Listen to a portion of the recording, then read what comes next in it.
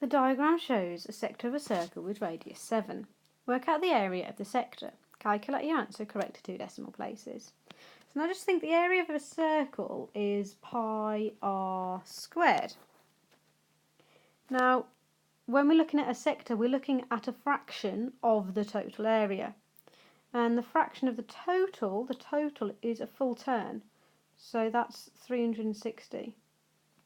So I'm looking for 80 out of 360 of the area. So pi times, my radius here is 7 squared.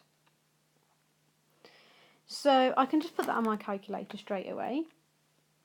Use my fraction button, 80 over 360 times, remember times is the same as of in maths, so times pi, use shift and then the times 10 to the power of x button at the bottom to get pi, times 7 squared.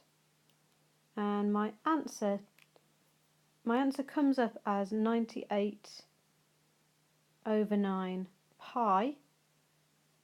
And then it says to 2 decimal places, so that's 34.21, and its area in centimetres, so it's centimetres squared.